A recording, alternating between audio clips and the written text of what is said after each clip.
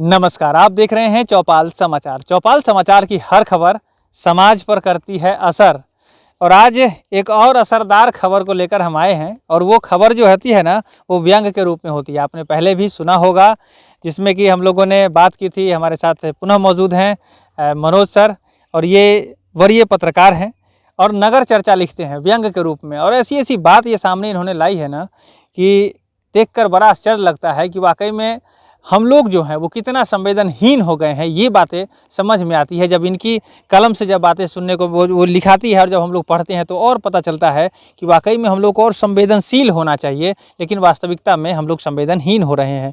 तो आज फिर एक और आपको स्पंदन करने के लिए, आपको फिर से एक बार जगाने के लिए फिर एक आ गई है व्यंग्यात्मक रचना, जो कि है चलिए मुस्कुराते हैं।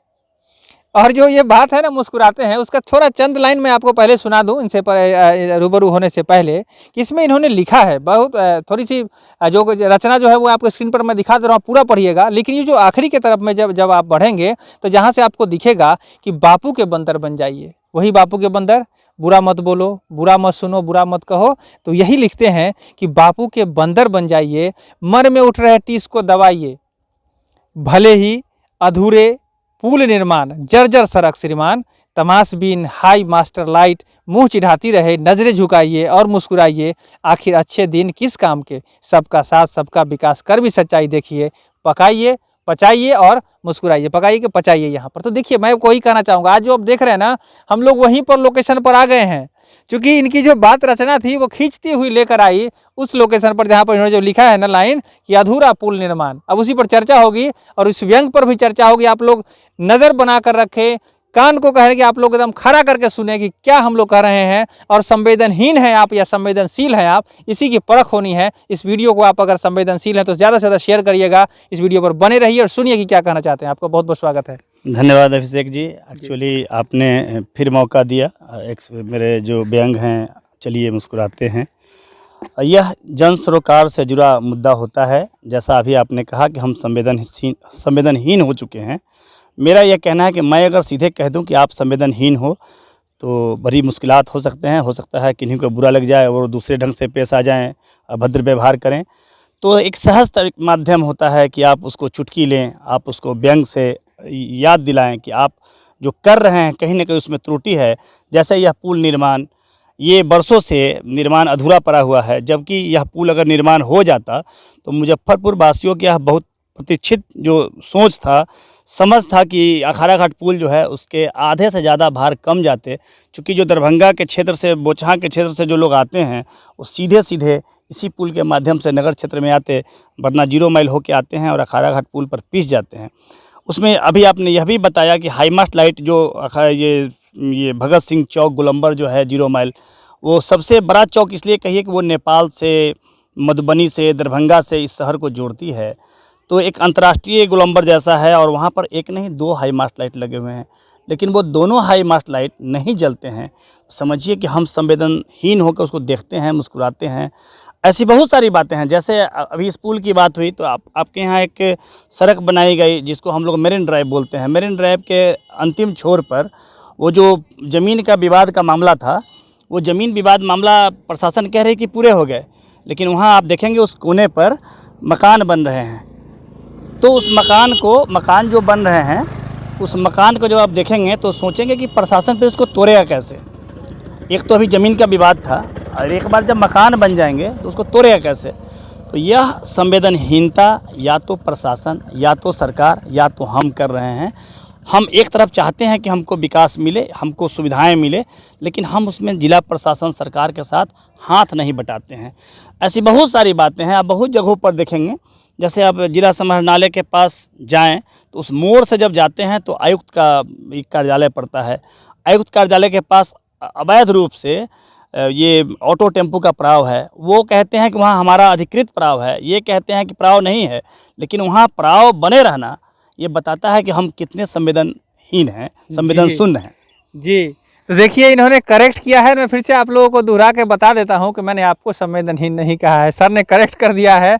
मैं अपने आप को कह रहा हूँ कि मैं कितना संवेदनहीन हूँ, क्योंकि हमें क्यों नहीं दिखता है। आज जो आपके व्यंग के माध्यम से हमें दिखा है वो हमें सीधे सीधे क्यों नहीं दिखा, और हमने पहले इन समस्याओं को क्यों नहीं दिखाया है। इसलिए मैं अपने आप को कोस रहा हूँ कि हम कितना संवेदनहीन है। और मैं आपको ये बात कह रहा हूँ क्योंकि इन्होंने व्यंग में लिखा है चलिए मुस्कुराते हैं, तो आप भी तो सब दर्शक भी तो मुस्कुरावे करेंगे, तो मुस्कुराते नहीं रहना है, कुछ करना है। अच्छा एक बात और बताइए कि आप जो ये शब्द का जो माया जाल बुन रहे हैं और लगातार आप तरह तरह की बात आप जो निकालते जा रहे हैं, तो ये कहाँ तक चलता रहेगा और क्या कुछ आप सोच रहे हैं आप इसके बारे में? देखिए अभिषेक जी, जब तक जीवन है तब तक चलने का लक्ष्य है। जब तक मैं अखबार में हूँ, अखबार में बना रहूँगा, तब तक लिखता रहूँगा।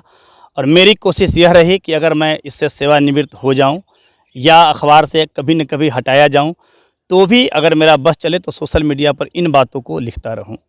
जी, तो देखिए इन्होंने इस मुद्दे में चलिए मुस्कुराते हैं कि मैं स्क्रीन पर आपको दिखा देता हूं इनकी रचना, और इसकी हर एक एक लाइन को आप ध्यान से पढ़िएगा। एक एक लाइन लिखने के बाद जब ये रुक जाते हैं ना, वहीं पर क्वेश्चन मार्क लग जाता है और वहीं पर हमारी संवेदनशीलता नज़र आनी चाहिए कि क्या हमें ये क्यों नहीं दिख रहा है। आज हम लोग पुल पर आ गए हैं, चूँकि आपको लगेगा कि ये लेखक वहाँ सिर्फ घर पर लिखने वाले नहीं हैं। इन्होंने कहा कि चलिए मैदान में, अगर आपको लगता है कि हमारी रचना को महसूस करना है, दर्शकों को महसूस कराना है, तो चलिए उस मैदान में और वहां पर देखिए कि क्या स्थिति है। और मैं आपके स्क्रीन पर पूरा दिखा दे रहा हूं समस्या क्या है वो आप एक बार और मैं आप मेरी तरफ से आप समझ लीजिए कि इन्होंने तो लिख दिया चंद लाइनों में, लेकिन ये इनकी वेदना, इनकी जो पीड़ा है बड़ी लंबी है। यहाँ पर कई वर्षों से पुल का निर्माण अधूरा पड़ा हुआ है, और इसमें जो अधूरा इसलिए मैं कहना चाहूँगा कि संपर्क पथ इस पुल में नहीं है। पुल तो आप देख रहे होंगे कि आपके स्क्रीन पर भी दिख रहा होगा कि पुल को ढाल दिया गया है, वो वहाँ पर पिलर बनाकर वहाँ पर छत को उसको बना दिया गया जहाँ पर लोग आने जाने का व्यवस्था, लेकिन अप्रोच पथ ही नहीं है, तो अब हवाई जहाज तो उस पर लैंड तो करेगा नहीं। तो ये समस्या को लेकर इनकी जो संवेदना जो जागृत हुई, जिसके कारण इन्होंने लिखा है चलिए मुस्कुराते हैं। तो अब आपका भी दायित्व बनता है कि क्या करेंगे, आप सीधे मुस्कुरा कर रह जाएंगे या कुछ इस पर स्टेप लेंगे, ये भी बात है। अच्छा एक बात बताइए, दर्शकों के लिए आप इस तरह से लिख रहते हैं, बढ़िया, हमें भी इस तरह से जब लिखते हैं ना तो जोश आ जाता है, तो क्या लगता है कि अब जागृत हो जाएंगे दर्शक? देखिए, ये अभी अभी आप जागृत हो गए। आपने कहा कि संवेदनहीन, मैंने नहीं कहा।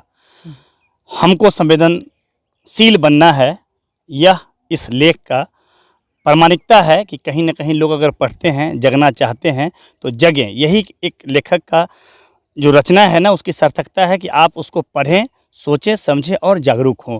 तो एक व्यंग का वही काम ही है कि आपको चुटकी लें, आप चुटकी के साथ ऊर्जावान होइए और दौड़ चलिए। ये जो अधूरा पुल है, इसको बहुत उस पर्टिकुलर टाइम के बहुत तेज़ तर्रार जो प्रशासनिक पदाधिकारी प्रत्यय अमृत, उनका संबंध मुजफ्फरपुर से है, मुजफ्फरपुर के ही रहने वाले हैं।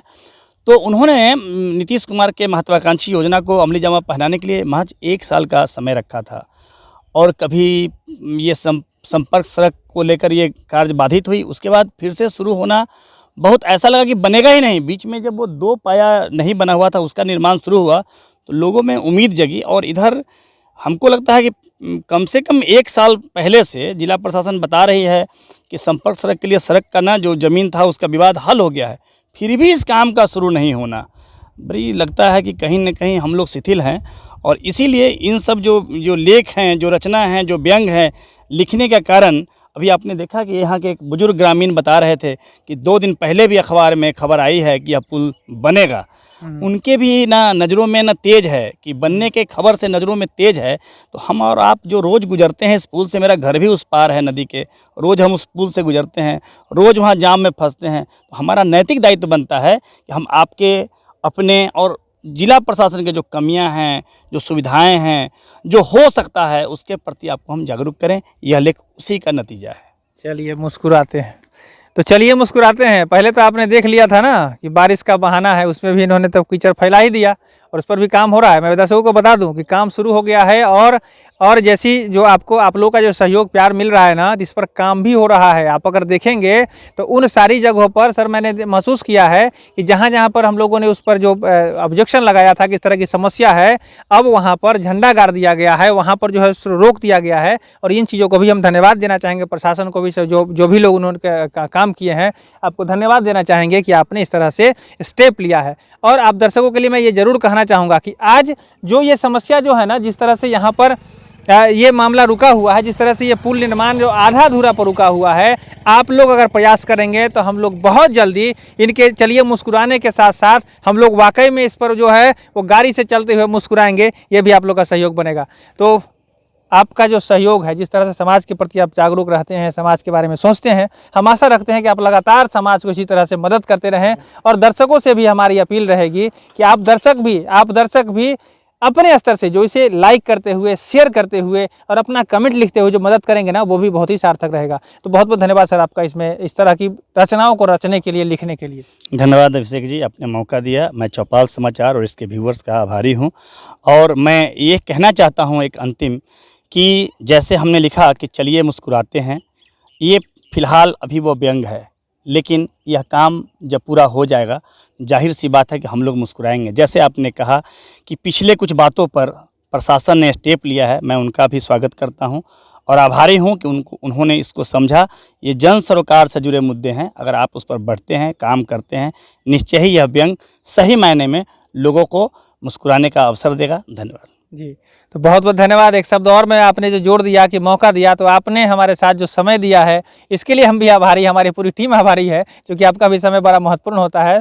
तो ये जो शब्द आपने लगाया कि आपने मौका दिया, तो इसके लिए पुनः आपके तरफ से कि मतलब मेरे तरफ से आपके लिए कि आपने जो मुझे समय दिया, इसके लिए बहुत बहुत धन्यवाद है। धन्यवाद जी, दर्शकों का भी बहुत बहुत धन्यवाद। देखिए, मैं कहना चाहूँगा कि सर का समय और आपका जो सहयोग है ना, बहुत ही प्रार्थनीय है। चौपाल समाचार तो लगी रहती है समाज के कामों में, और हम आशा रखते हैं हमारे दर्शक भी, आप जो कमेंट करेंगे, इसे शेयर करेंगे, उससे बड़ी मदद मिलेगी और हम लोग मुस्कुराएंगे। ये बहुत बड़ी समस्या है, आप अगर इसे गूगल करके देखेंगे ना, तो लोगों ने अपने अपने स्तर से इस पर चर्चाएं की है। और एक बार फिर से हम लोग चलिए मुस्कुराते हैं को लेकर जो मनोज सर के माध्यम से चर्चाएं हुई है, इसको आगे हम लेकर जाएंगे और इससे पुल का निर्माण हो जाएगा, अप्रोच पथ बनेगा, लोगों को मदद मिलेगी, हमारी आशा है। तो आज के लिए बस इतना ही।